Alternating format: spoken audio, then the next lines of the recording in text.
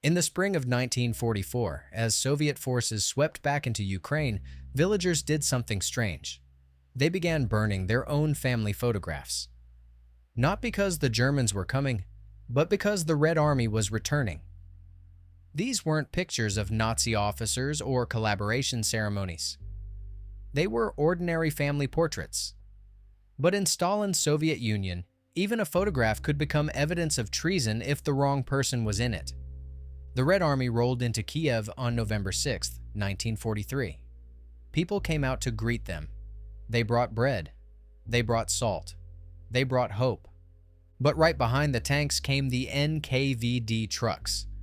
Lavrenti Beria, Stalin's security chief, had given clear orders. Every town liberated needed immediate screening. His men carried lists, thousands of names. Police officers who worked for Germans. Village elders who kept order.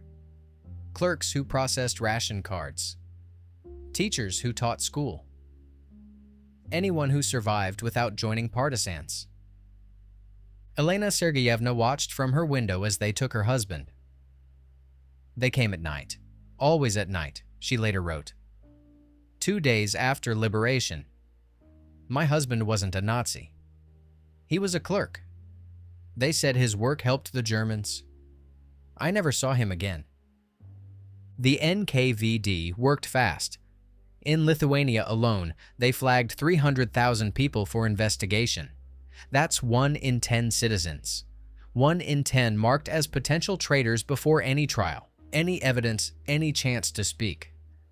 General Ivan Serov ran the deportation machine. He'd practiced on Chechens and Crimean Tatars earlier that year. Now he brought that expertise west. His special units followed combat troops by hours, sometimes minutes. They set up command posts in town squares. They nailed up proclamations. Anyone who worked for Germans must report immediately. Failure to report meant death. The transformation hit instantly. Soviet soldiers expected grateful civilians. Instead, they found ghost towns. People hid in cellars. Mothers hushed crying babies. Nobody celebrated. The liberators had become investigators.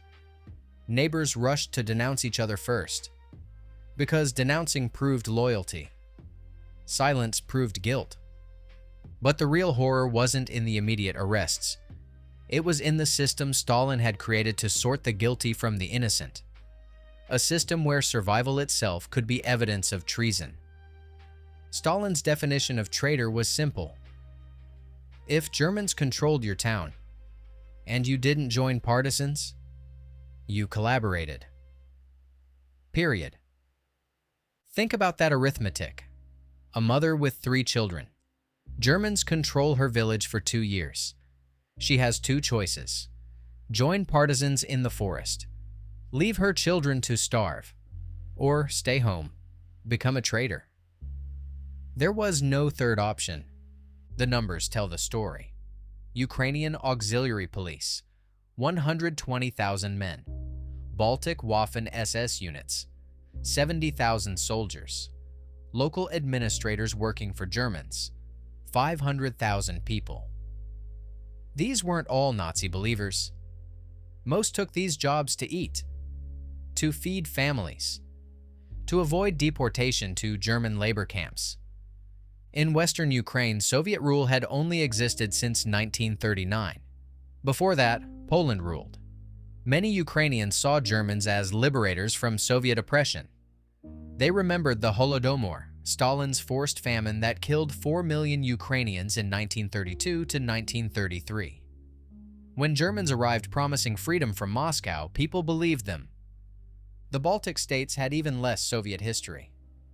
Moscow annexed them in 1940.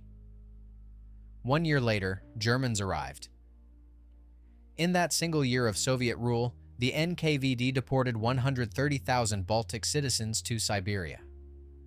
Entire families vanished overnight. So when Germans came, many helped them.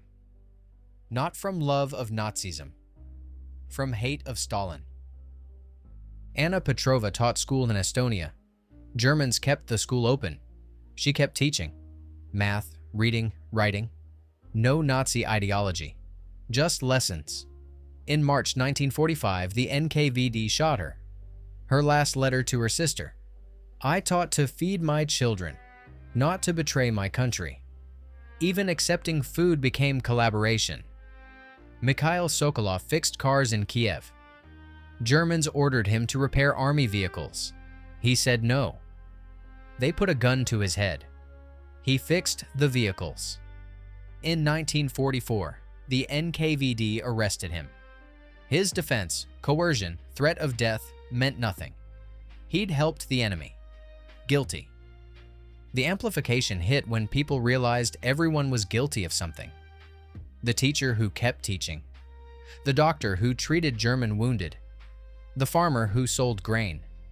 The clerk who stamped documents. Accusation became the only defense. Denounce others before they denounce you. The NKVD's solution was brutally simple. When you can't determine individual guilt, punish entire communities. The NKVD built 100 filtration camps across recaptured territories. They converted factories, barracks, schools. Places of life became places of judgment. The trials lasted 3 minutes. Not 3 hours. 3 minutes. A judge asked 3 questions. What did you do under occupation? Who can verify your story? Why didn't you join partisans? Your answers didn't matter.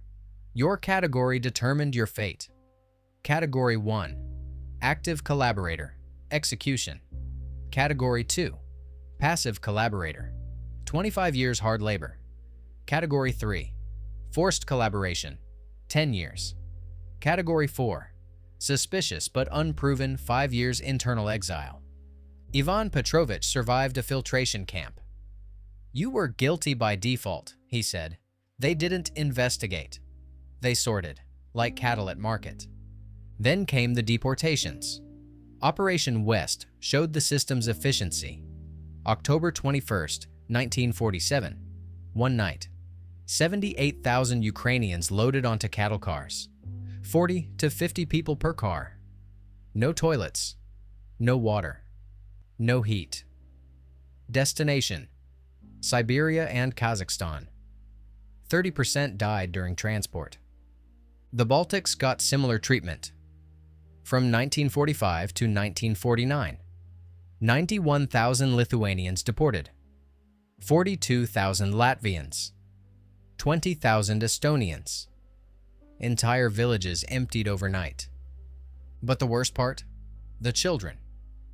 NKVD Directive 2213 stated, "Children of traitors cannot remain with relatives. State orphanages will re-educate them as Soviet citizens." Translation: Parents went to Siberia. Children went to orphanages. Given new names. Told their parents were dead. Taught to forget their language, their culture, their family. Maria Vasilyevna's family was destroyed at Lviv station. My father, a baker during occupation, was sent to Siberia. They said he fed the enemy. My mother went to Kazakhstan. Different train. My little brother and I went to different orphanages. I was 7. I never saw any of them again. The peak came at train stations. Families torn apart on platforms. Parents dragged to one track. Children to another. Screaming. Begging. NKVD officers with lists, checking names. Unmoved by the chaos. Entire ethnic communities transformed into scattered broken remnants. Sergei Kruglov organized these operations. He kept meticulous records. Every name. Every destination. Every death. The bureaucracy of suffering. Filed in triplicate. But some refused to submit to Soviet justice, choosing instead to wage a desperate guerrilla war that would last nearly a decade. They called themselves Forest Brothers. 100,000 Baltic partisans who chose the woods over Soviet justice. Another 200,000 Ukrainian insurgent army fighters controlled entire regions. They fought until 1953. Some fought longer. Jonas Žemaitis led Lithuanian partisans. Former army officer. Could have fled west in 1944. Stayed to fight. His men lived in bunkers 10 feet underground. Ventilation tubes disguised as tree stumps. Emergency exits through false floors. They printed newspapers on hidden presses. Ran shadow governments. Collected taxes. Conducted trials. Roman Shukhevich commanded the Ukrainian insurgent army. At its peak, the UPA controlled territories where no Soviet official dared travel after dark. They had hospitals, training camps, arms factories making submachine guns. The NKVD responded with collective punishment. Directive 00186. Villages supporting bandits will be eliminated. Not pacified. Eliminated. Here's what that meant. March 1946. Village of Pavlivka, Western Ukraine. NKVD suspected villagers fed partisans. They surrounded the village at dawn. Every resident, men, women, children, forced into the square. The men shot immediately. Women and children loaded onto trucks. Village burned. Total time, 3 hours. Total dead, 847. The NKVD infiltrated partisan groups. Agent Kovas joined Lithuanian partisans in 1947. Rose to regional commander. For 18 months, he sent intelligence to Moscow. Names, locations, supply routes, plans. When he had enough, the NKVD struck. In 1 week, they killed 400 partisans. Kovas received the Order of Lenin. The NKVD also ran false flag operations. Agents dressed as partisans visited villages, asking for food and shelter. Families who helped were arrested within days. Trust became impossible. Every stranger might be NKVD. Every partisan might be a provocateur. Operation Pryboy broke partisan support. March 25th to 28th, 1949. 3 days. 95,000 Baltic citizens deported. The NKVD took everyone. Partisan families, suspected supporters, anyone who'd ever given food to a fighter. Marta Talava remembered. They came at night. Minutes to pack. The fear was suffocating. Every breath could be your last in your homeland. The transformation came when partisan leaders realized a terrible truth. Their resistance brought more suffering to civilians. Every ambush triggered deportations. Every victory meant villages burned.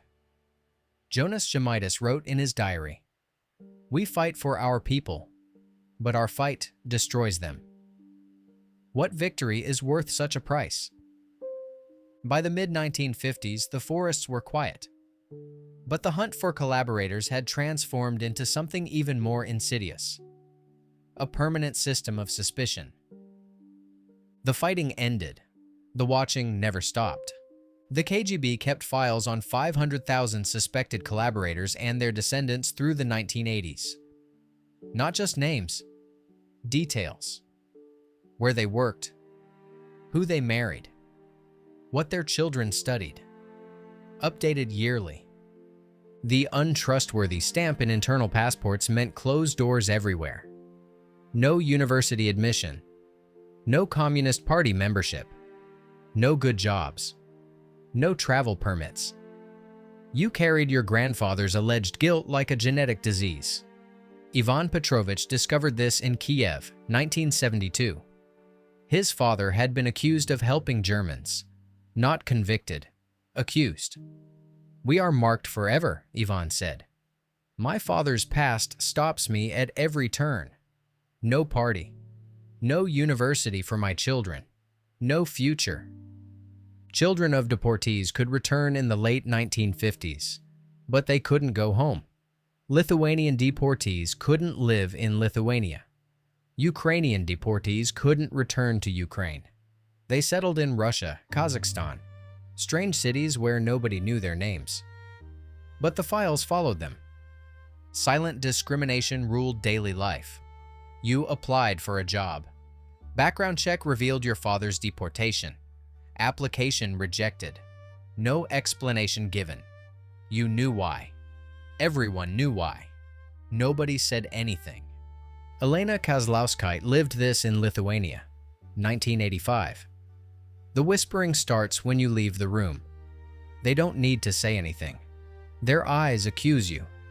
Families destroyed evidence of their past. Burned photographs showing relatives in pre-war police uniforms.